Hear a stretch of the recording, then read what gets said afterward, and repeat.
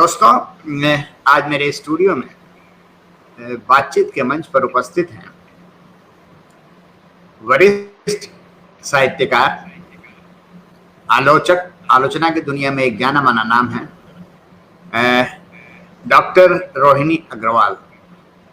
रोहिणी जी, आपका बहुत बहुत स्वागत है हमारे इस मंच पर।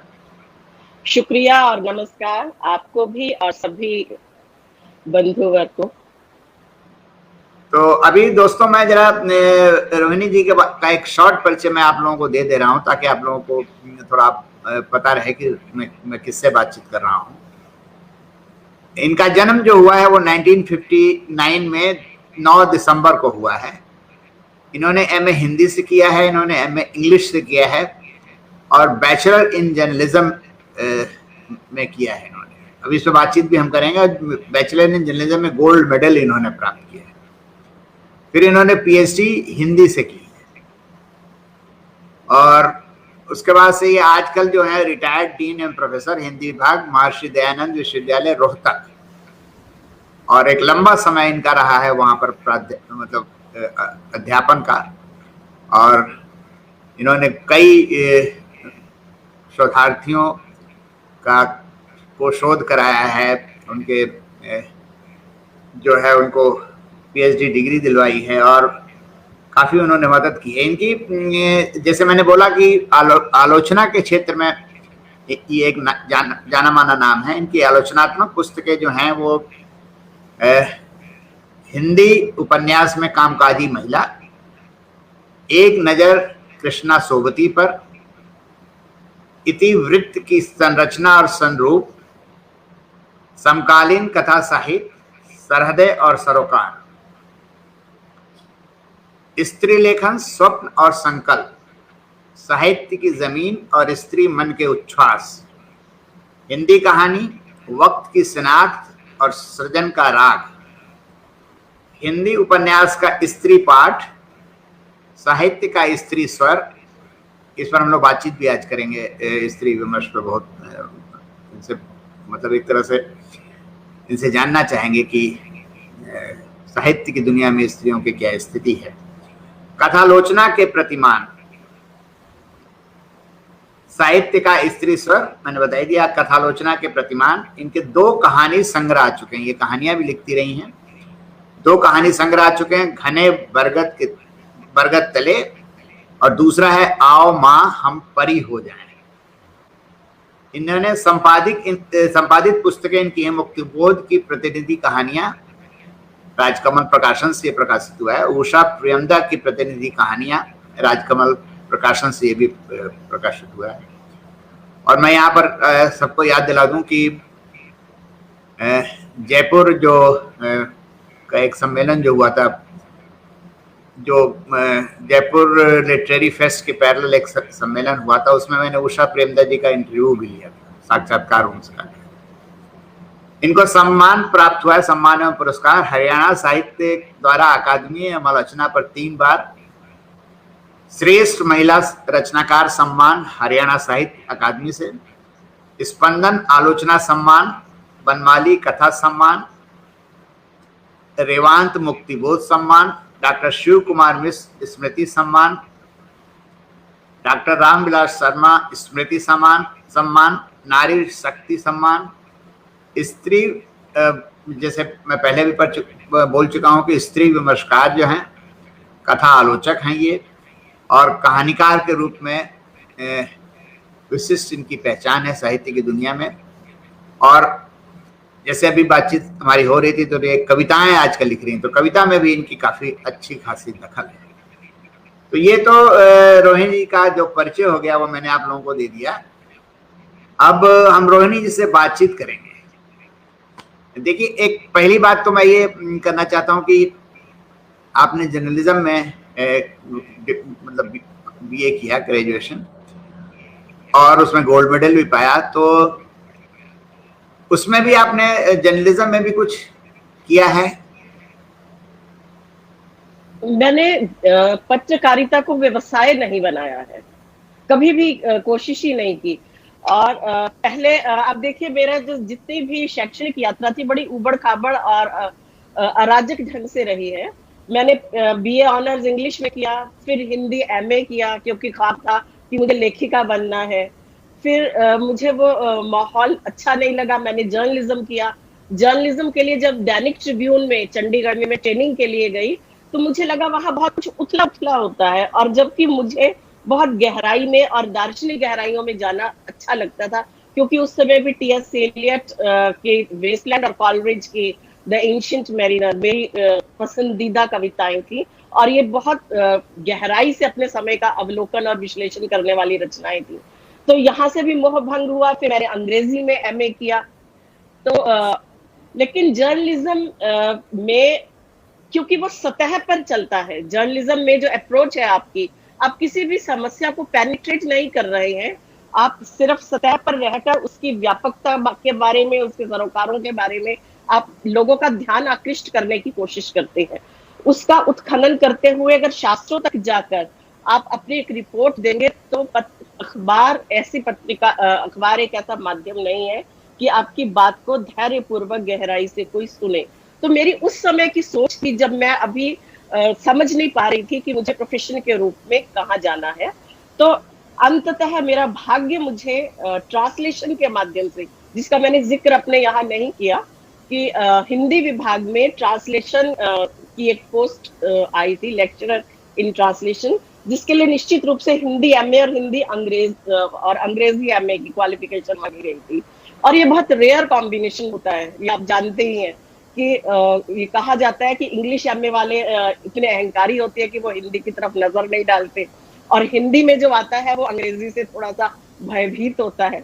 तो मेरा यहाँ सिलेक्शन हुआ, और इस तरह से मैं हिंदी साहित्य से जुड़कर अपने उसी ड्रीम पर कंसंट्रेट कर सकी, जिस ड्रीम को मेरे पिता ने मेरी आंखों में पाला पोसा था, कि शुरू से ही वो कहते थे कि हमारी बेटी लेखिका बनेगी। और मैं बचपन में कुछ कुछ लिखती थी, कविताएं वगैरह, तब वो कहा करते थे लेखिका बनेगी। और मुझे लगा कि सारी दुनिया के सब प्रोफेशन से अगर कोई नोबलर प्रोफेशन है तो वह लेखन का प्रोफेशन है, क्योंकि इसमें आप अपनी आत्माभिव्यक्ति भी करते हैं और अपने जो दिमाग के गर्भ में पलते सपनों को भी अभिव्यक्त कर सकते हैं। तो मुझे लगा कि भाग्य खींचकर मुझे वहीं ले आया है, जहां से मैं एक अपने मन माफिक उड़ान भर सकती हूँ। नहीं, जैसे बिल्कुल आपने कहा कि ये लेखन जो है, साहित्य जो है, वो एक नोबल प्रोफेशन है, लेकिन जब हम लिखने लगते हैं तो सबसे ज्यादा विरोध तो घर से ही होता है। कहते हैं कि ये बेकार का काम है, इसे छोड़ो, तुम अपना काम में लग जाओ। और जैसे मान लीजिए कि हमारे यहाँ तो ये ट्रेंड है नहीं कि मैं शान से कह सकूं कि मैं एक लेखक, वो बोले कि ठीक है लेखन कर रहे हैं, उसके अलावा आप क्या कर रहे हैं। बिल्कुल। तो आपके साथ ऐसा कुछ आपको शुरू में हुआ कि आपको एक अच्छा माहौल मिला शुरू से? देखिए, मेरे फादर तो ये चाहते ही थे कि मैं लेखिका बनूं, लेकिन इतना जरूर है कि वो चाहते थे मैं अंग्रेजी की लेक्चरर बनूं, यानी मेरे आर्थिक स्रोत बहुत पुख्ता हों। और एक लड़की के लिए आर्थिक स्रोत पुख्ता होने का अर्थ होता है उतना ही पुख्ता दूल्हा भी जुटाना। अपने समय के इस समाज शास्त्र को और परिवार की एक संरचनात्मक ढांचे को हमें पकड़ कर चलना चाहिए। लेकिन मैं डिफाइंड रही, मैंने अंग्रेजी में नहीं किया कुछ भी, मैं पढ़ती रही, क्योंकि मेरे दिमाग में यह था कि मुझे सिर्फ पढ़ना है, मुझे सिर्फ लिखना है। तो शादी के बाद भी जब मुझे नौकरी तुरंत मिली, तो एक हिस्ट्री के लिए अपने लेखन जो है, ये हमारा एक पर्सनल चॉइस होती है। और एक स्त्री के लिए इतने तामझाम होते हैं, इतने गार्हस्थ्यिक दायित्व होते हैं, और इतनी वर्जनाएं, डूज एंड डोंट्स, और इतनी आचार संहिताएं उस पर लाद दी जाती हैं कि अपने तलघर में जाकर अपने अंतर मन को पहचानने और उसके अनुरूप कल्पना करके एक उड़ान भरने का अवकाश उसे नहीं दिया जाता है। तो मैंने लेखन को एक पैशन या एक हॉबी नहीं बल्कि एक पैशन बनाया, और अपने ही इस जो कतरा कतरा वक्त मेरा पसरा हुआ था बहुत से रोल्स में, गृहणी का रोल, पुत्रवधू का रोल, पत्नी का रोल, माँ का रोल, टीचर का रोल, बेटी का रोल, इन सब के बाद जो मुझे समय मिला उसमें मैंने अपने अंतर मन की पुकारों को सुनकर उड़ान भरने की कोशिश की है। तो स्त्री हो या पुरुष, मुझे लगता है स्त्री के लिए चैलेंजेस ज्यादा है कि लेखन को वो व्यवसाय के रूप में तो ले ही नहीं सकती हमारे समाज में। और उसके बाद एक अपने इस पैशन को साथ लेकर अपनी आत्मा भी व्यक्त करते हुए जो मैंने सुकून पाया है, दरअसल है सुकून अपने को अभिव्यक्त करने के समानांतर अपने को री इन्वेंट करने का भी है।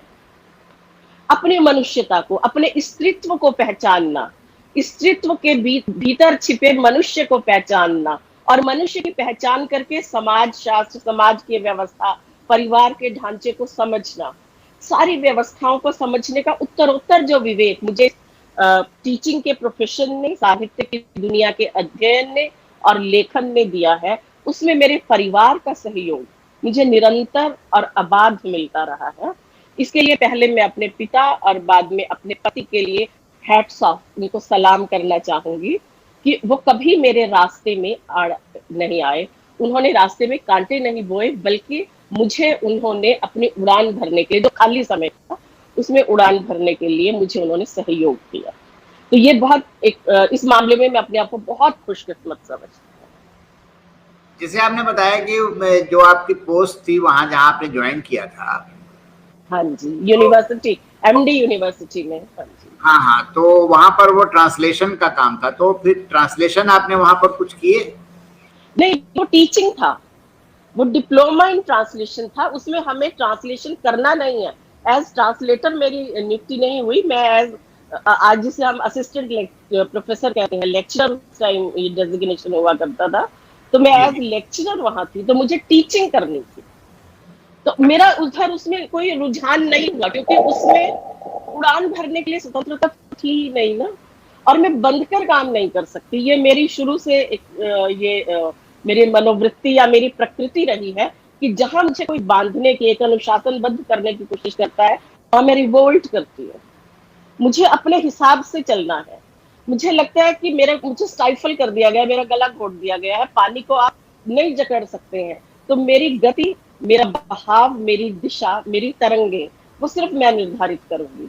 तो मुझे अनुवाद में लगता था, स्टूडेंट्स को अनुवाद सिखाते हुए, उन्हें अनुवाद के लिए कुछ कृतियों का चयन करते हुए, उनके अनुवाद वर्क को चेक करते हुए, मुझे लग रहा था कि जैसे एक शिकंजे में, एक छोटा सा, मेरे दिमाग में हमेशा ही आता था कि चाइनीज लड़कियों के पैरों को जिस तरह से एक लोहे के शिकंजे में कस दिया जाता है, अनुवाद मेरे सपनों को, मेरे वजूद को और मेरे अरमान को वो शिकंजे में कस देगा।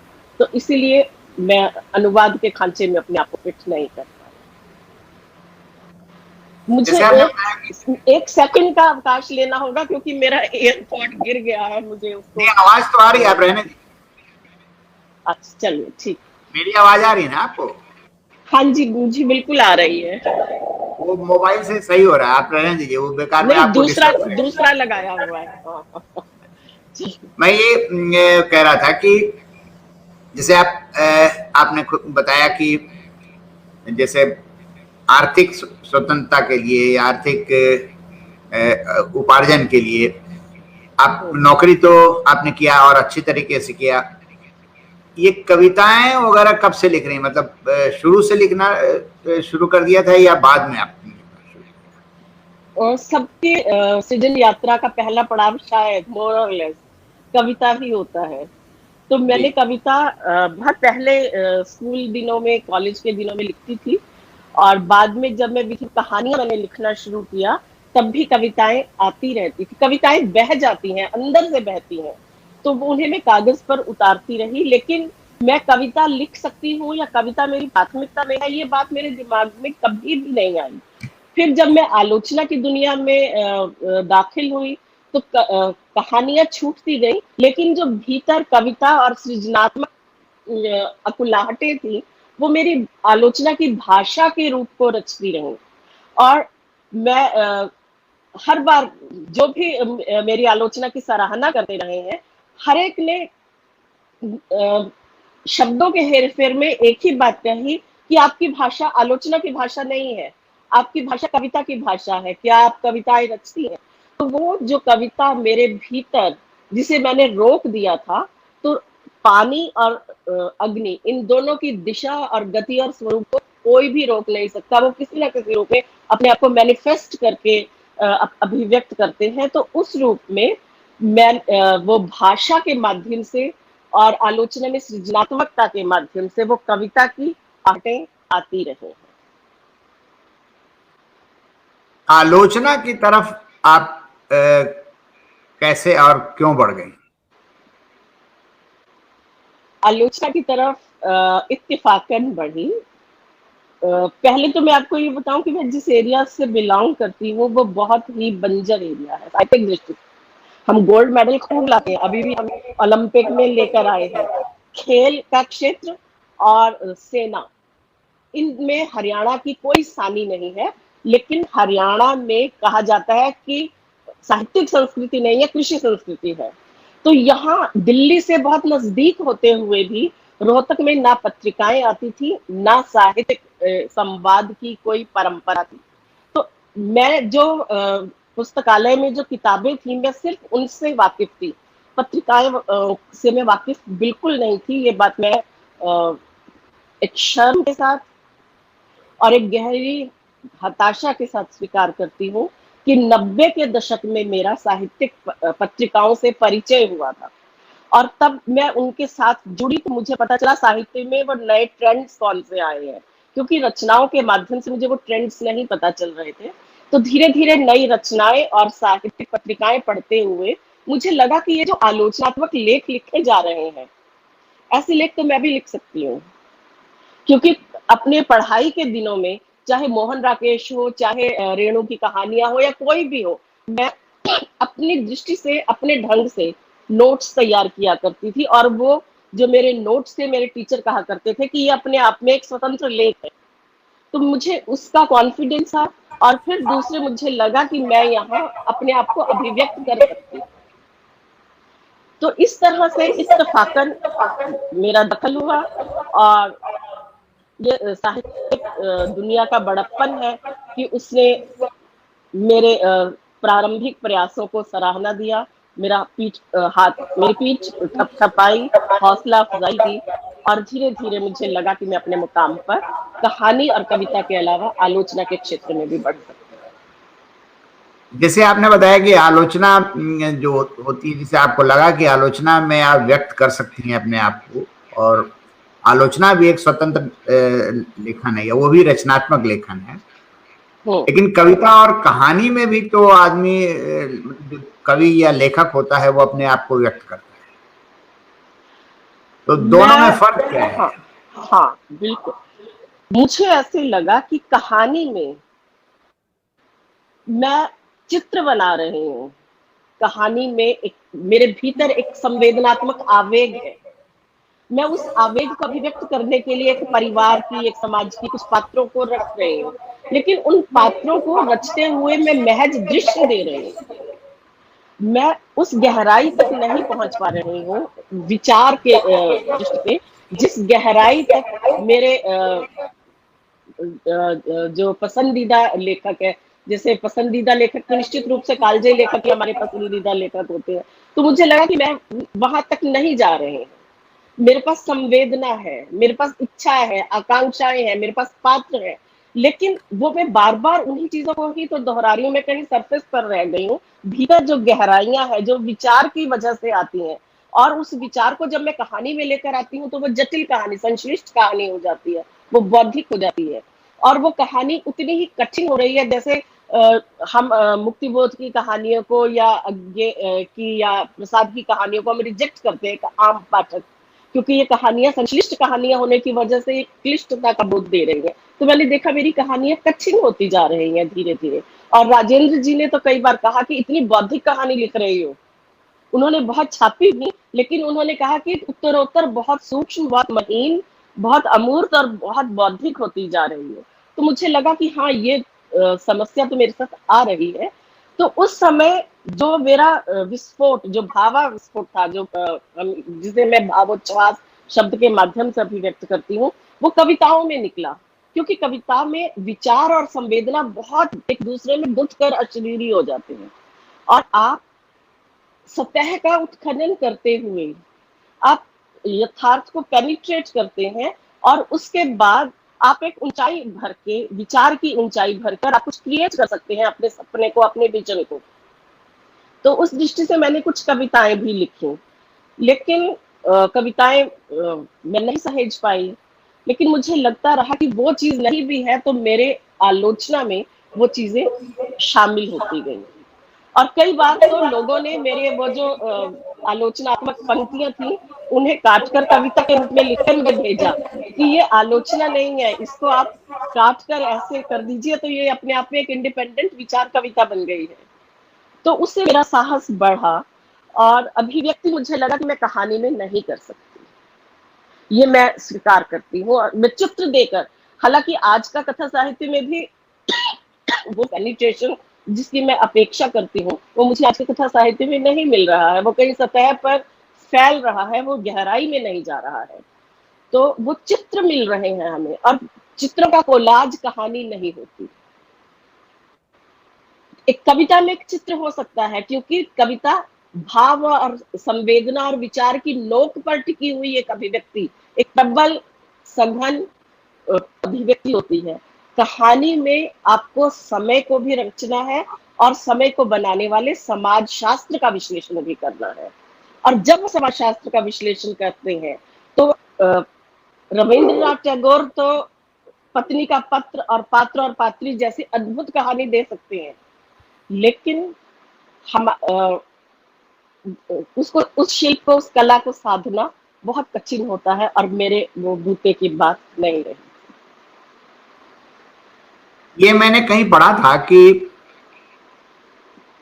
जब कवि या लेखक आलोचक हो जाता है, मतलब उसकी दृष्टि आलोचना की हो जाती है, तो उसे अपनी कहानियां और अपनी कविताएं लिखने में भी कठिनाई आने लगती है, क्योंकि उस समय उसके ऊपर आलोचक हावी हो जाता है।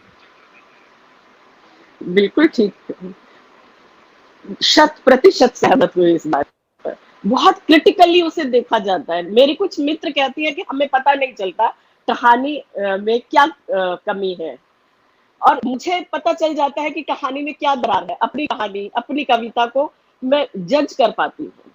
दूसरा कोई सराहे या ना सराहे, मैं जानती हूँ कि मेरी इस कहानी में यहाँ फ्लॉज है, यहाँ कुछ कमियां हैं। मेरी कविता ये बहुत अच्छी है, ये बिल्कुल ये साधारण है, और इसे तो फाड़ कर फेंक देना चाहिए। तो ये आलोचनात्मक विवेक आलोचना के अंदर तक घुसकर वो हमारी शिराओं में, मैं क्या बताऊं, रोम रोम में बस जाता है। तो यह जो तीसरी आंख निरंतर खुली रहती है, समाज की तरफ भी और अपने भीतर भी, यह आलोचक के लिए जरूरी भी है, लेकिन यह आलोचक को तंग भी बहुत करती है, क्योंकि आलोचक भी एक मनुष्य है। 24 घंटे अपने आप को आत्मालोचन की स्थान पर जांचते रहना कठिन काम है, लेकिन वो तीसरा नेत्र ना हो तो शायद आलोचना भी नहीं होगी। मैं एक यहाँ पर सवाल ये करना चाहता हूँ आपसे कि हिंदी साहित्य में जो आलोचक हुए, हाँ जी, और अभी हम लोग आगे बातचीत करेंगे कि हिंदी साहित्य में पुरुष आलोचक ही की ज्यादा क्यों हुए, इस पे तो हम लोग बात करेंगे। तो किन किन आलोचकों ने आपको प्रभावित किया है काफी कठिन या नहीं किया है? हाँ, काफी कठिन सवाल है। मुझे मुक्तिबोध ने बहुत प्रभावित किया है, और सच कहूं तो मुक्तिबोध ने किया है। और उसके बाद मुझे नामवर सिंह की कुछ, जैसे कहानी नई कहानी, क्योंकि कथालोचना में आई तो, और मेरा रुझान भी कविता को पढ़ने में तो था, लेकिन कविता की बारीकियां समझने में नहीं था। कथालोचना की वजह से मुझे कहानी नई कहानी, उसने मुझे एक दिशा दी और मुझे लिबरेट किया कि आलोचना ठस नहीं होती। आलोचना आप एक डेमोक्रेटिक विधा है जिसमें आप अपने आप को अभिव्यक्त कर सकते हैं। ठीक वही चीजें जो मुझे टीएस एलियट की कविता या टीएस एलियट की निबंध या कॉलरिज की कविता एंशिएंट मैरिनर जैसे, मुझे ये दो बहुत बड़े मानकों के रूप में दिखाई पड़ते हैं। क्योंकि अब देखिए, इन दोनों ये बड़ी कविताओं में भी वो समय की, वो जैसे मुक्तिबोध कहते हैं सभ्यता समीक्षा है, उसमें आत्मालोचन है और समय का सृजन करने की व्यग्रता है। तो मुझे नामवर सिंह की कहानी नई कहानी, राजेंद्र यादव के संपादकीय, वो पढ़ने के बाद तो मुझे लगा कि हाँ, ये होता है जहाँ आप अपने विचार के भीतर, आप एक आलोचक व्यक्तित्व के भीतर एक सृजनात्मकता की कितनी सारी संभावनाओं को गूंथ कर उस आलोचना को एक नया रूप दे सकते हैं। यानी आलोचना सिर्फ ठस शुष्क मूल्यांकन करने की पद्धति क्यों है? आलोचक कोई एग्जामिनर नहीं होता कि हमने कॉपी जांच दी और नंबर दे दिए। आलोचक तो स्वप्न दृष्टा है। आलोचक की अपनी अपनी एक दृष्टि है, आलोचक की अपनी व्यग्रताएं हैं, आलोचक का अपना व्यक्तित्व है और समय को रचने की उसकी मनोआकांक्षाएं हैं। तो वो क्यों आलोचना में नहीं गूंथी जाएगी? ये सब चीजें, फिर उसके बाद मैंने मुक्तिबोध को पढ़ा, इन सबको पढ़ने के बाद, क्योंकि मुक्तिबोध बहुत सरल नहीं है। मुक्तिबोध का पाठ एक खराब अखरोट को तोड़ने जैसा है, और उस अखरोट को एक बार आप तोड़ दें तो शायद उसके बाद आप किसी और के पास जाना नहीं चाहेंगे, मुझे ऐसा प्रतीत होता है। तो मुक्तिबोध के साथ को पढ़ने के बाद मुझे लगा कि आलोचना ही अपने आप में एक सबसे उत्तम विधा हो सकती है जहां आप अभिव्यक्त कर सकते हैं। और आलोचना का आत्मसंघर्ष जो उनकी कविताओं में, उनकी कहानियों में दिखाई पड़ता है, जो उनकी आलोचना में भी दिखाई पड़ता है, मैंने देखा कि वो क्रमशः मेरी अपनी शैली में भी था। और फिर मुझे आत्मविश्वास हुआ, मेरा हौसला बढ़ा और मुझे लगा कि मैं इस तरह से आलोचना में आगे जा सकती हूँ। लेकिन मुझे लग रहा है कि शायद मैं इस पर बहक गई हूँ और जो आपका प्रश्न था वो मेरे हाथ से छूट गया है। मुझे कुछ ऐसा महसूस हो रहा है। चलिए आगे आलोचकों में, हाँ, यह हाँ, आलोचकों पर था। तो ये और मुक्तिबोध को पढ़ने के बाद मुझे ऐसे लगा कि आलोचना एक जगह जकड़ कर रहने की चीज नहीं है। आलोचना में राग की बंदिश की तरह है आलोचना, जिसे ना आप टुकड़ों में बांट सकते हैं, ना उसे आप एक बिंदु पर पॉज कर सकते हैं। वो अगर यहाँ से आरोह की ध्वनि के साथ उठी है तो उसका आरोहण क्रमशः होता ही जाएगा। तो आलोचना ने मुझे यह विश्वास दिया कि मुझे उस जो फ्रेम में रचना दर रचना बना रही हूँ, मुझे उस फ्रेम में अपने आप को नहीं जकड़ना है। आलोचना चूहेदानी नहीं है कि मैं उसमें फंसकर पढ़ाती रहूं। आलोचना हर एक कृति की आलोचना के साथ आगे बढ़ने की एक क्रमिक प्रक्रिया है जो आपको विचार के स्तर पर, संवेदना के स्तर पर आगे ले जाती है और आपको रचयिता या सृष्टा होने के बोध के साथ साथ दृष्टा होने का बोध भी देती है। तो यह जो दृष्टा होने का बोध है, यह दरअसल अपने आप को निस्संग दृष्टि से जांचना है। तो मुझे मुक्ति बोध से यह प्रेरणा मिली। अच्छा, ये बताइए, जैसे मान लीजिए कि कोई उपन्यास आपके हाथ लगा, है ना, तो उसकी आलोचना करते समय आप किन किन चीजों पर ध्यान देती हैं?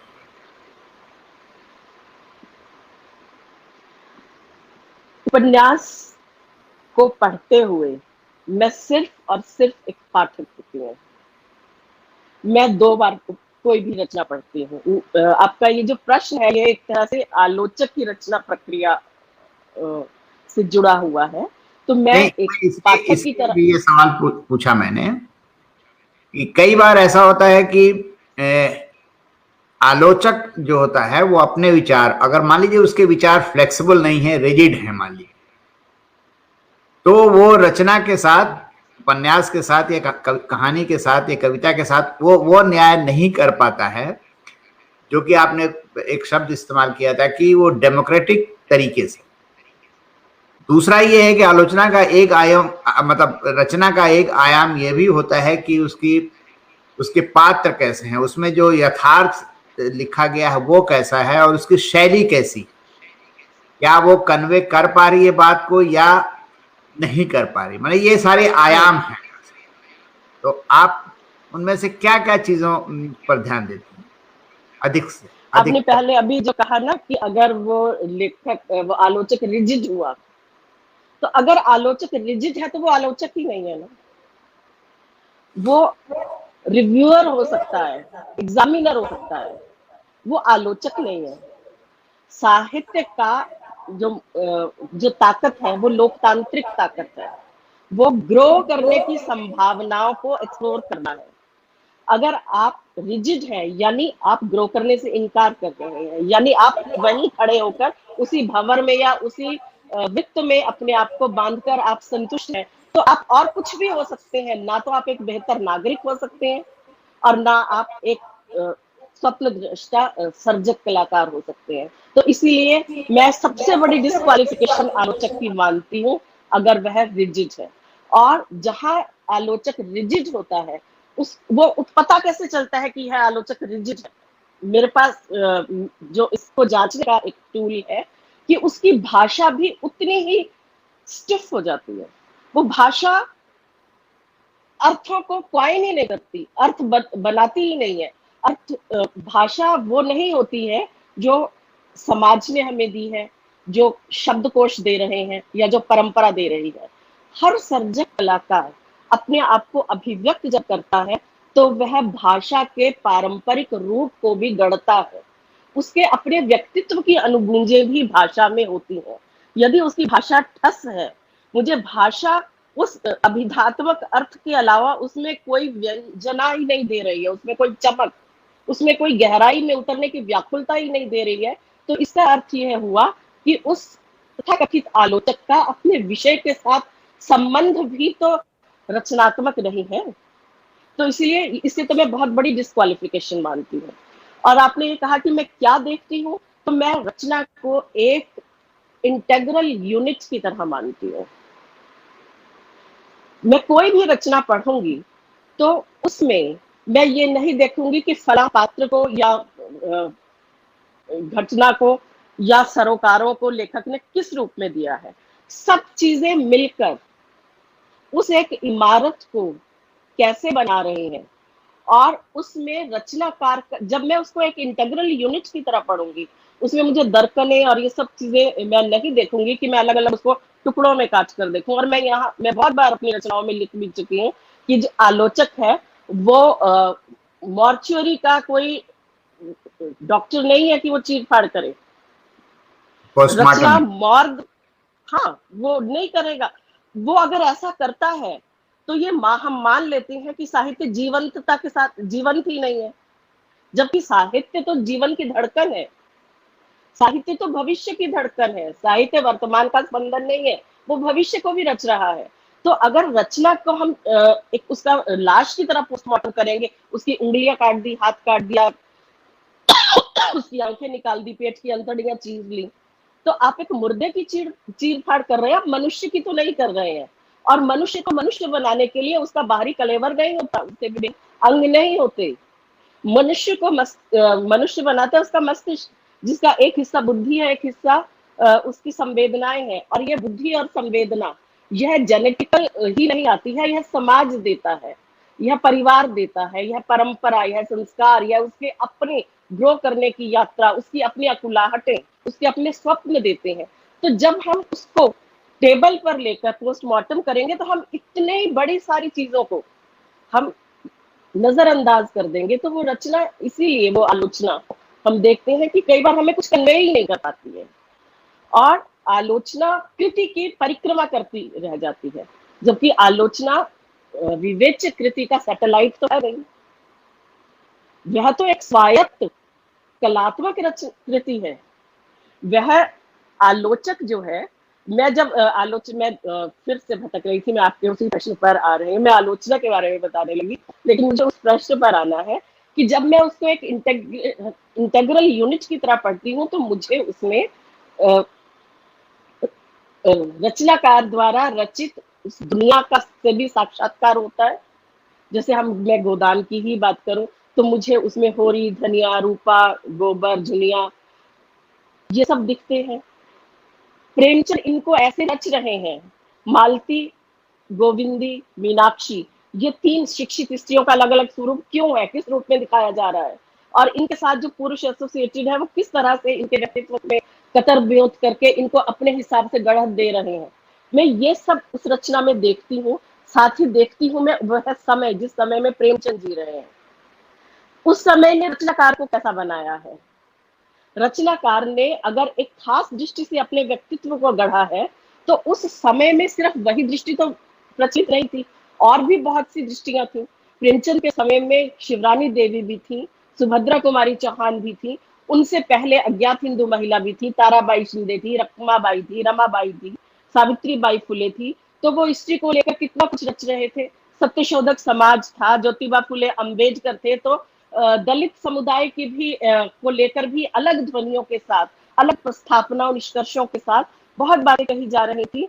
तो उन सब प्रभावों को क्यों छोड़ा, कितना छोड़ा, कहाँ छोड़ा, इन सब कारणों को भी मैं विश्लेषित करके लेखक को एक हीरो के तौर पर, एक ईश्वर के तौर पर मैं नहीं रखती हूँ। वह मनुष्य है, मैं उसके साथ संवाद करने की कोशिश करती हूँ, रचनाकार के साथ, रचनाकार के समय के साथ, और रचना में जो निरूपित समय है उसके साथ। और उसके बाद मैं देखती हूँ कि मैं जब उस रचना को पढ़ रही हूँ, तो वह रचना मेरे आज के समय में क्यों प्रासंगिक है, प्रासंगिक है भी या नहीं। अगर वह नहीं है, यदि उसमें मेरे आज के समय को एड्रेस करने वाले वो सारे सरोकार जो 1850 से नव जागरण आंदोलन से चलते आ रहे थे, वह मुझे इस रचना में क्यों नहीं मिल रहे हैं, वहां दर्कने कहाँ है।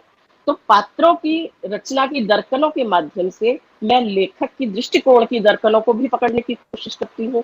और इस तरह से मुझे लगता है कि मैं अपने समय को अभिव्यक्त करते हुए, दरअसल जो ये जिस दृष्टि के साथ मैं देखती हूँ, वह दृष्टि उस रचना को मूल्यांकित करने के साथ साथ मेरे अपने भीतर की अकुलाहटों को अभिव्यक्त करने की दृष्टि भी है।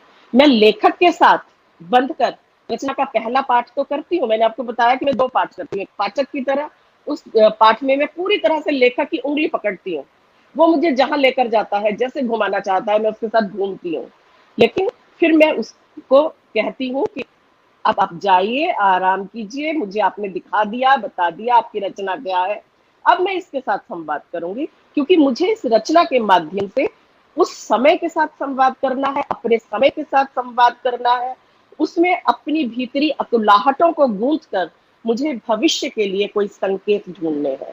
तो इसलिए मैं ये मानती हूँ कि कोई भी आलोचनात्मक कृति तभी प्रभाव डालती है, या वो एक स्वायत्त रचना का दर्जा तभी ले पाती है, जब वह आलोचना की प्रक्रिया में कृति के विश्लेषण के बाद, या कृति के विश्लेषण के समानांतर उसके प्रभाव और परिधि से मुक्त होने की चेष्टा करके वह अपने सपनों को और अपनी खुलाहटों को उसमें निबद्ध करे।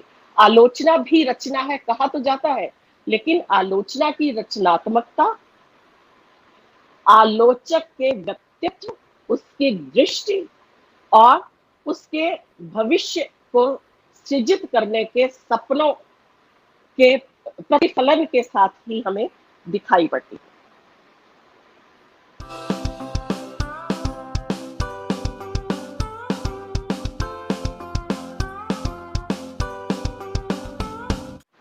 एक शब्द और आता है अक्सर सुनने में, आलोचना तो समझ में आती है, ये समालोचना क्या चीज है?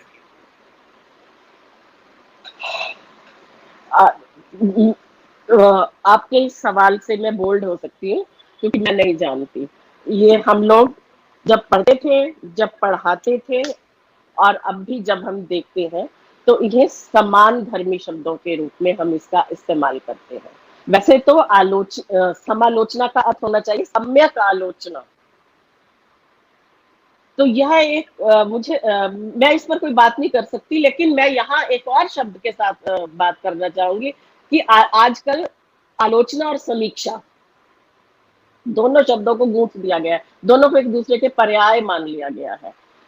मुझे इस बात पर आपत्ति है, बल्कि आलोचना शब्द की बजाय यदि कोई पारिभाषिक, साहित्यिक, गंभीर और गरिमामय शब्द है, तो वो आलोचना शब्द नहीं है, वह है समालोचना।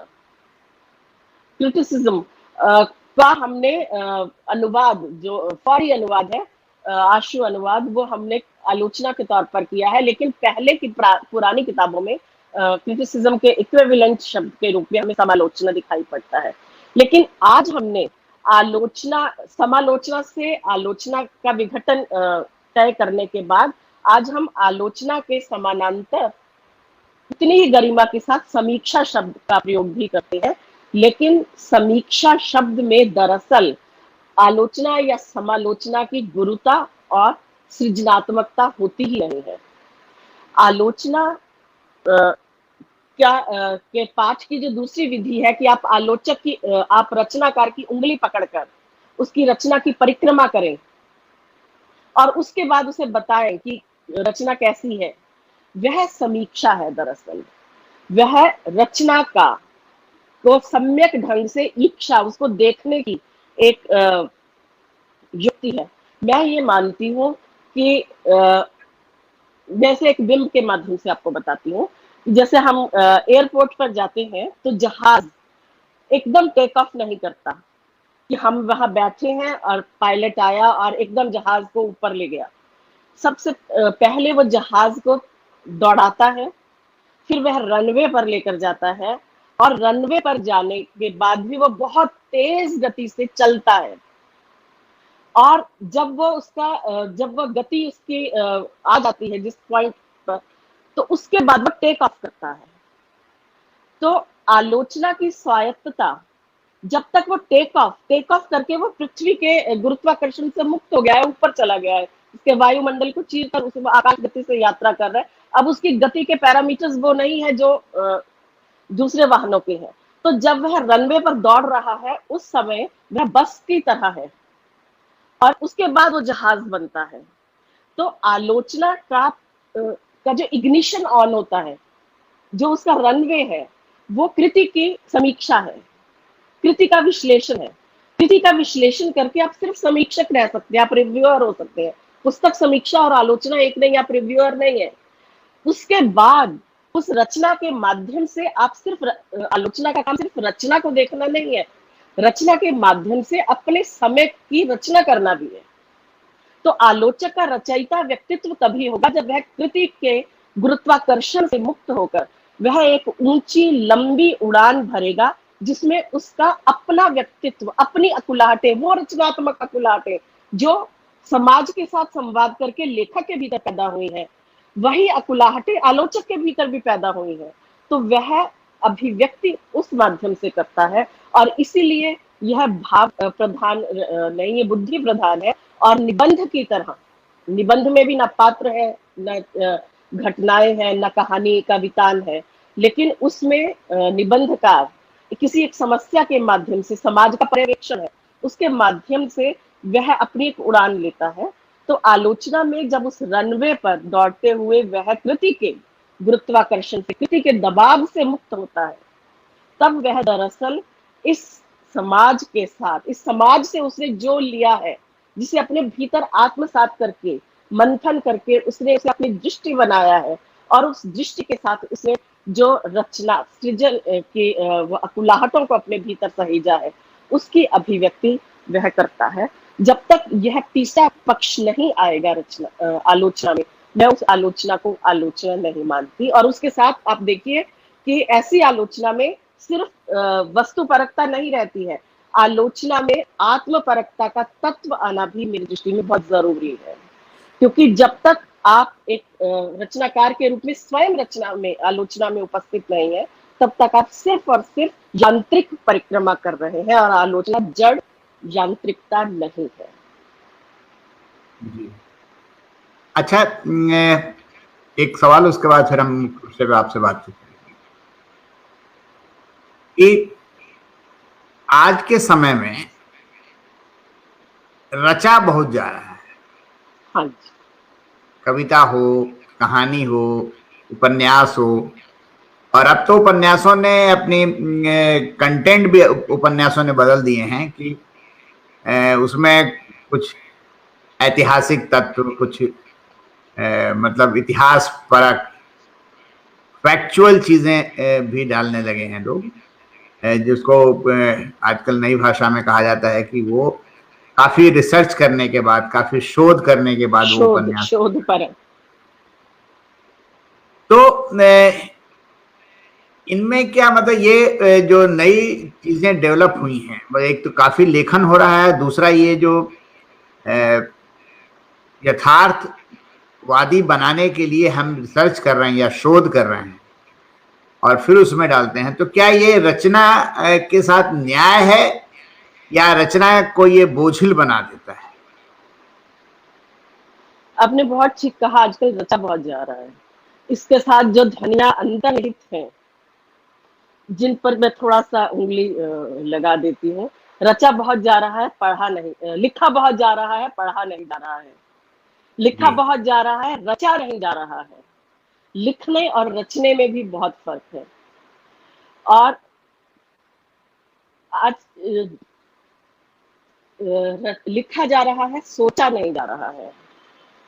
तो यथार्थ के साथ जो संबंध है, जब वह हमारे अनुभव का हिस्सा बनता है, अनुभव हमारी चिंता बनती है, चिंता हमारा चिंतन बनता है, चिंतन जब हमें मनन की उदात्त सरणियों पर ले जाता है, और वहां पहुंचकर जब हम तमाम व्यवस्थाओं का अनुशीलन और विश्लेषण करते हैं, और समय को हम एक छोटे छोटे टुकड़ों में बांट दी जाने वाले खंडों के रूप में नहीं देखते हैं, बल्कि समूचे समय पर उसको एक इंटेग्रल यूनिट की तरह देखते हैं, तो हमारा जो चिंतन, विचार, मनन, विश्लेषण वो बहुत ज्यादा गहरा होता चलता है।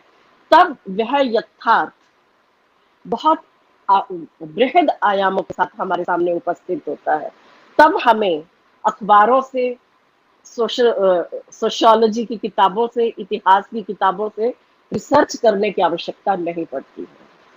तो रिसर्च आजकल इसलिए की जा रही है ताकि हम इतनी लंबी चौड़ी जो अर्जन है, जो स्वार्जन है, अपने आप जो हम अर्जित करने की हमारे भीतर जो एक उत्कंठा, व्याकुलता या जो पैशन है, जो टाइम डिवोटिंग है, हम उसे खत्म कर देना चाहते हैं, क्योंकि हम फास्ट कल्चर के रहवासी हैं। हमारी कल्चर आज के समय में धीर, गंभीर, मंथर भाव से चलने की कल्चर नहीं रही है, वह फास्ट कल्चर हो गई है, और उसमें हमें तुरंत लिखना है, तुरंत फल लेने हैं।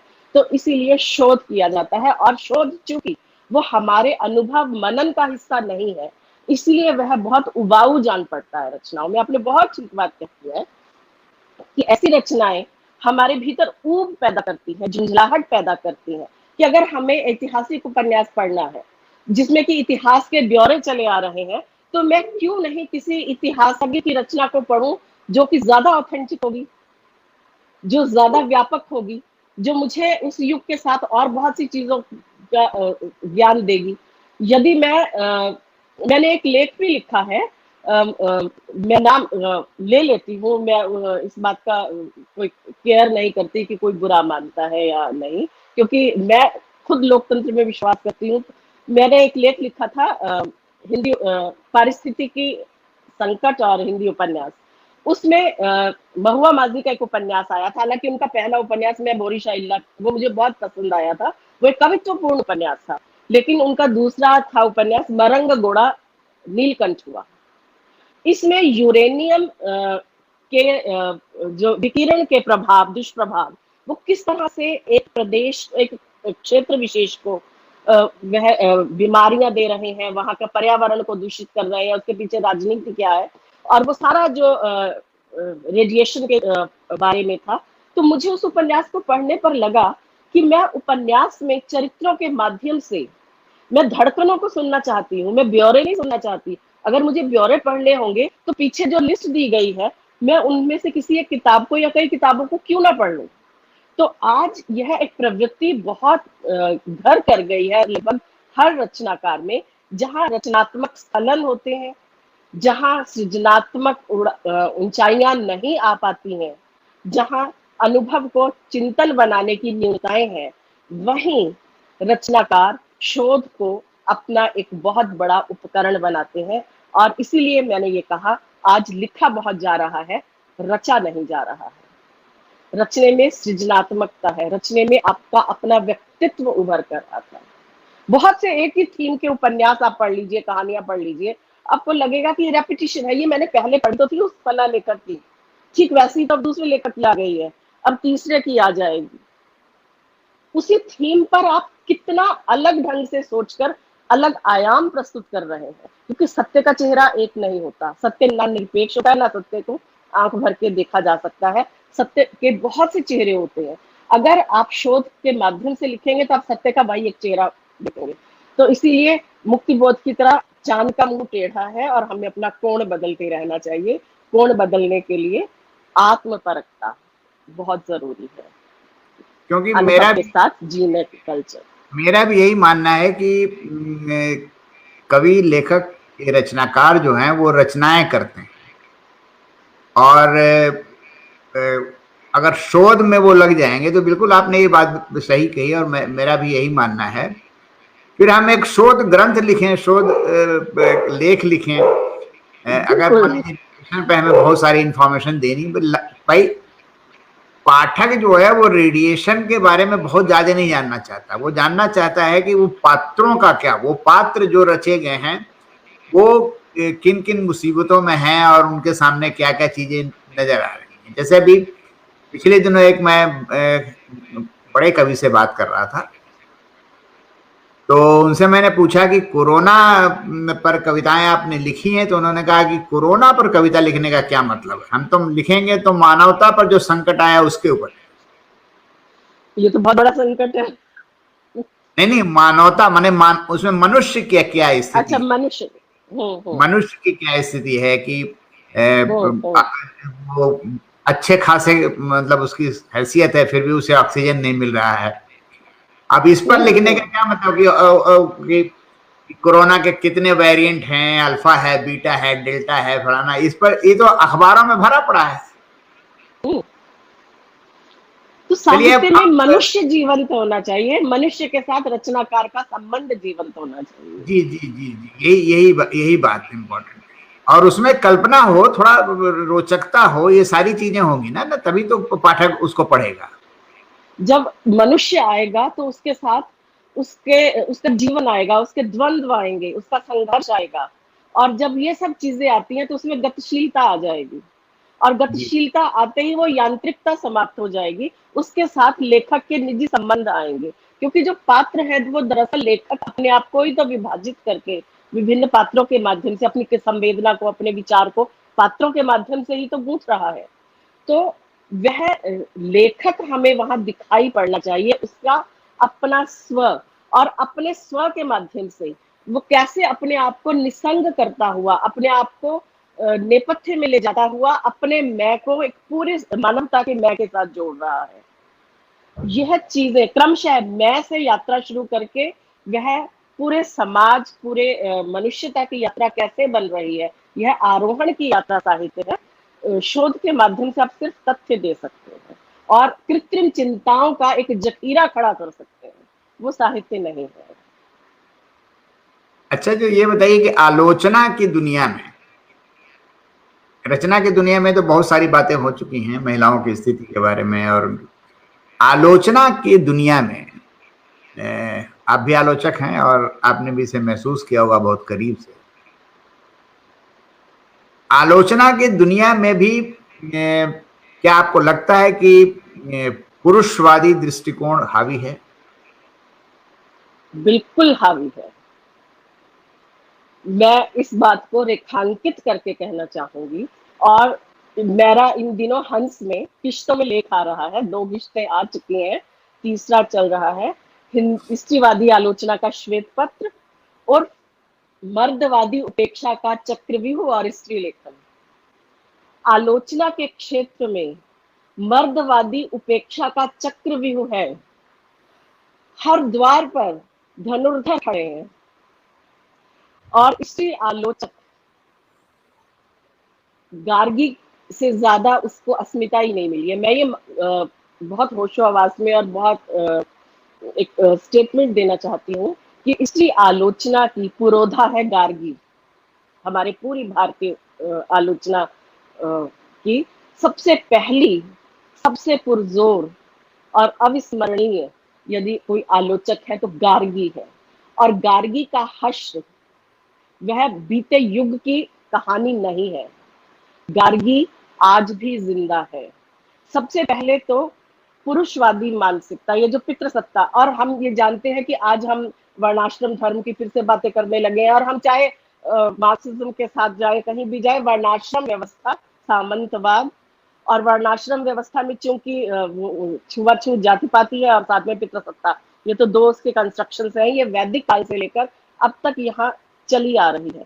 तो स्त्री को ये माना जाता रहा है कि स्त्री सॉफ्ट टारगेट है, स्त्री और पुरुष की बाइनरी बना दी, फिर स्त्री सॉफ्ट टारगेट है। स्त्री को यदि अभिव्यक्ति के लिए स्पेस दिया गया तो उसे स्पेस दिया गया कलाओं का, जहां वो भावपरक अभिव्यक्ति कर सके। बुद्धि का क्षेत्र यह पुरुषों का क्षेत्र माना जाता है, और आलोचना का क्षेत्र बुद्धि का क्षेत्र है। तो आलोचना के क्षेत्र में स्त्री की दखल ना राजा जनक के दरबार के याज्ञवल्क्य इत्यादि ऋषियों को स्वीकार्य थी और ना आज स्वीकार्य है। फर्क यह है कि अब हम लोकतंत्र के मुखौटे लगाते हैं, वो हमारी जरूरत हो गई है, प्रगतिशीलता, लोकतंत्र के मुखौटे, लेकिन स्त्री को पनपने नहीं दिया जाता है। और इसीलिए आप देखिए, जब हम बात करते हैं महान रचनाकारों की, हिंदी के श्रेष्ठ रचनाकारों की, छायावाद की बात करते हैं, छायावाद के 3 स्तंभों की बात करते हैं, प्रसाद, निराला, सुमित्रा नंदन पंत, महादेवी को हम दृष्टि ओझल कर देते हैं। भक्ति काल की बात करते हैं, सूर, तुलसी, कबीर जैसी की बात करते हैं। दूसरी गैलेक्सी, अगर दूसरे ग्रुप के कोटि के रचनाकारों को लेते हैं तो उसमें हम रसखान, नानक, रैदास के साथ आदि आदि में मीरा को शामिल कर देते हैं। मैं हमेशा एक सवाल पूछना चाहती हूँ कि मीरा की भक्ति में, मीरा की रचनाओं के कवित्व में क्या कमी थी जो वो इन 4 धुरंधरों के साथ उनकी गिनती नहीं की गई है।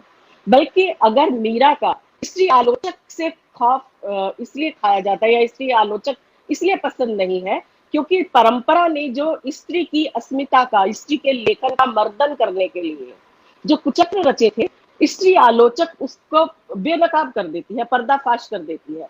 तो मैं ये देखती हूँ कि मीरा के पास तो एक एडिशनल क्वालिफिकेशन थी, एक उसकी रचनाओं में एक अतिरिक्त योग्यता या एक अतिरिक्त लावण्य या एक अलग एक सघनता थी कि वह स्त्री होने के नाते अपने भीतर की कुलाहटों का जब वो चित्रण करती है तो वह पितृसत्ता के बारे में बात करती है, जिस पितृसत्ता के बारे में कबीर तो लिखते हैं कि वह अपने आप को राम की दुल्हन के रूप में मानते हैं, लेकिन वह दुल्हन कुछ सेज पर पिया का इंतजार करने वाली एक बहुत ही वधु, शर्मीली वधु नहीं है। वह वधु ससुराल में और मायके में किस तरह से प्रताड़ित की जाती है, उसकी मनुष्यता को किस तरह से क्षरित किया जाता है, वह मीरा के माध्यम से हमें पता चलता है कि स्त्री को ना प्रेम करने का अधिकार है, स्त्री को ना अपने मायके में अपने व्यक्तित्व को बनाने का अधिकार है, स्त्री को ससुराल में अपने पति की मृत्यु के बाद सती ही होना पड़ेगा, अगर सती नहीं होगी तो उसे तिल तिल करके मारा जाएगा। जहर का प्याला उसे ऐसे पीने को नहीं दिया है जिस रूप में हम देखते हैं, किस तिल तिल यंत्रणा को भोगना जहर का प्याला है। तो यह सारे अनुभव हमें मीरा की रचनाओं में मिलते हैं। हम कबीर को विद्रोही कवि कह देते हैं। कबीर ने वर्णाश्रम व्यवस्था के विरुद्ध विद्रोह किया। वर्णाश्रम व्यवस्था में उन्होंने दलित चेतना को उभारा, जिसे मैं मोटे तौर पर आज की शब्दावली में ले रही हूँ। उन्होंने सामाजिक ब्राह्मणवाद के खिलाफ उन्होंने एक बहुत बड़ी रणभेरी फूंकी, लेकिन क्या वो पितृसत्ता के दर्कनों को और उसके षड्यंत्रों को चीन पाए? बिल्कुल नहीं चीन पाए। तो उस जो उनकी रिक्तियां थी उसका पूरक पक्ष तो मीरा प्रस्तुत कर रही थी। तो मीरा को क्यों दृष्टिओझल किया गया? क्योंकि पितृसत्ता के दर्कनों और षड्यंत्रों को उद्घाटित करने पर कहीं पुरुष वर्चस्व अपने आप को आहत अनुभव करता है। स्त्री आलोचकों की स्वीकार्यता आज भी हमारे समाज में इसलिए नहीं है कि वह पुनर्पाठ के माध्यम से, चाहे साहित्यिक कृतियों का पुनर्पाठ हो, चाहे पौराणिक संरचनाओं का पुनर्पाठ हो, वह पितृसत्ता का रिव्यू करती है। और पितृसत्ता का रिव्यू करते हुए वह यह बताती है कि स्त्री और पुरुष दोनों लैंगिक संरचनाएं हैं। यह मनुष्य की एक यूनिट में, एक स्वायत्त परिकल्पना के 2 टुकड़े कर दिए गए हैं। मनुष्य होता है, वह सेक्स नहीं होता, जेंडर नहीं होता। स्त्री और पुरुष 2 अलग अलग सेक्स हैं, ये जेंडर नहीं है। जेंडर एक सामाजिक उत्पाद है, उसके पीछे पूरी की पूरी व्यवस्था के जिसमें पूंजीवादी व्यवस्था भी है, धार्मिक व्यवस्था भी है, यानी सांस्कृतिक व्यवस्था है, सामाजिक व्यवस्था है, राजनीति के उसमें का वर्चस्व उसमें दिखाई पड़ता है। तो किस तरह से वो जेंडर को बना रहे हैं और जेंडर में मनुष्य को साथ चलने की सीख देने की बजाय दोनों को अलग अलग काट कर बांट रहे हैं और प्रतिपक्षी की तरह पाले में खड़ा कर रहे हैं। तो इसकी आलोचना की स्वीकार्यता तो नहीं है। और यह आलोचना के या साहित्य के क्षेत्र में जिस जनतंत्र की, लोकतंत्र की और ग्रो करने की, एक्सप्लोर करने की अकुलाहट की बात मैं अब तक करती रही हूँ, यह उसका प्रतिपक्ष रचते हैं, प्रत्याख्यान है। जब तक स्त्री को, दलित को, आदिवासी को, यानी हाशिए पर धकेली गई अस्मिताओं को की मनुष्यता की स्वीकार्यता सवर्ण पुरुष समाज में नहीं आएगी, पुरुषवादी समाज में नहीं आएगी, तब तक आलोचना के क्षेत्र में स्त्री की स्वीकार्यता नहीं रहेगी। लेकिन दमखम के साथ हम जुटे हुए हैं, लगे हुए हैं। जी जी। गार्गी की छाया, गार्गी का प्रभाव हर स्त्री रचनाकार, चाहे वह रचनाशीलता में हो, चाहे वह सर्जक विधाओं में कर रही हो काम, या आलोचनात्मक विधाओं में, वह अपने दमखम के साथ अंगद की तरह पैर जमा कर खड़ी है। यह आज के समय की एक बहुत बड़ी विशेषता है और यह स्त्री लेखन की विशेषता है कि लेकिन उसे अपनी दर्पणों को भी देखना होगा पुनर्पाठ में। क्योंकि मैं यहाँ एक चीज ये करना चाहूंगी कि हमें बुरा लगता है कि रीतिकाल या भक्तिकाल हमें पैसिव पार्टनर की तरह या हमें ऑब्जेक्ट की तरह और हमें भोग की सामग्री की तरह देख रहा है। लेकिन आज जो स्त्री रचनाकार जिस पुरुष का चित्रण कर रहे हैं, वह पुरुष कभी तो जैसे कच्छ गुलाब का मैं जिक्र करूं तो उसमें हरामी नंबर 1, हरामी नंबर 2 करके हरामी नंबर 100 तक का पुरुष खिताब ले रहा है। मैं प्रभा खेतान के छिन्नमस्ता की बात करूं तो वहां वो नर पशु के रूप में आ रहा है। तो जब हम अपने आप को, जब हम स्त्रियां भोग्या के रूप में, अबला के रूप में और हांकी जाने वाली अस्मिताओं के रूप में अपने आप को चित्रित देखकर दुख महसूस करती हैं, तो पुरुष को इतने प्रतिशोधात्मक रूप से चित्रित क्यों कर रही हैं स्त्रियां, इस पर भी बात स्त्री लेखन को करनी चाहिए। और एक आलोचक के तौर पर मैं इस ओर इशारा करती हूँ कि यह दरअसल मनुष्य होने की अवधारणा और सहिष्णुता की अवधारणा पर एक करारी चोट है। बहुत खूब। और आखिरी सवाल, उसके बाद हम लोग बातचीत बंद करेंगे। इसे आपने चुनौती दी है और आपने अपनी जगह बनाई है आलोचना की दुनिया में। ये सवाल थोड़ा व्यक्तिगत भी हो सकता है, लेकिन मैं नहीं चाहूंगा कि नाम वगैरह आप लें। लेकिन ये है कि आपको उखाड़ने की तो बड़ी कोशिश की गई, हटाने की और दुनिया से, मतलब क्षेत्र से बाहर करने की कोशिश तो बहुत की गई। इसका एक संक्षेप में थोड़ा अनुभव बताइए। मैं नाम नहीं लूंगी, लेकिन मैं नाम लेकर ही कभी बात करूंगी। मेरा सबसे बड़ी खासियत मैं अपनी मानती हूँ, जो बहुत बड़ी दुर्बलता भी कही जा सकती है, कि मैं बहुत पारदर्शी हूँ और मैं बहुत स्ट्रेट फॉरवर्ड हूँ। तो मैं अपने भीतर की जो मेरा शोषण करने की कोशिशें की गई हैं या मुझे रोकने की कोशिशें की गई हैं, तो मैं उन धुरंधरों को कम से कम नाम से अर्घ्य तो देना ही चाहूंगी, आज नहीं दूंगी। मैं नई आलोचना के क्षेत्र में आई थी, इतनी नई थी कि मैं बच्ची अपने आप को मानती थी। हालांकि मैं 40 साल की हो गई थी, लेकिन मैंने शुरुआत की थी। तब मैंने हजारी प्रसाद द्विवेदी पर एक लंबा, उनके उपन्यासकार हजारी प्रसाद द्विवेदी की स्त्री दृष्टि पर एक लंबा लेख लिखा था। वह लेख छपा और मैं कोई बड़ी चीज तो थी नहीं, मैं तो बिल्कुल नया नाम थी। लेकिन उस लेख की प्रतिक्रिया में एक बहुत बड़े विद्वान ने एक भाषण में ये कहा कि देखो वो कोई है और वो इसी विमर्श के नाम पर ऐसे ऐसा पाठ कर रही है, तो ये तो कुपाठ है। और एक आलोचक ने जनसत्ता में लेख लिखा, घेरे में आलोचक, उसमें ये कहा कि दुम्मा दुम्मा 4 दिन हुए हैं आए और वो इस तरह की स्थापनाएं कर रही है। मुझे उससे चोट पहुंची, लेकिन थोड़ी देर में लगा कि मैं बिल्कुल नहीं हूं और मेरे उस एक लेख पर अगर स्थापित धुरंधर शीर्ष लोग इस तरह की प्रतिक्रियाएं व्यक्त कर रहे हैं, और यह एक तरह से गाली है। तो गाली कब दी जाती है? जब हमारे पास तर्क नहीं होता। जी मैंने जो तर्क से अपने पूरे उस बड़े 30 पृष्ठ के उस आलेख में जो मैंने तर्क दिए थे, अगर उन तर्कों को खारिज करने के लिए उनके पास तर्क होते, तो वो निश्चित रूप से इस तरह का अशालीन व्यवहार ना करते। तो गाली हमारी अपनी वैचारिक बौद्धिक विपन्नता की सूचक होती है। तो मुझे इससे हौसला मिला कि आप जो आपको जहर मिल रहा है तो आप उससे मर रहे हैं और उसे अमृत बना रहे हैं, आप कितने पचा सकते हैं उसे।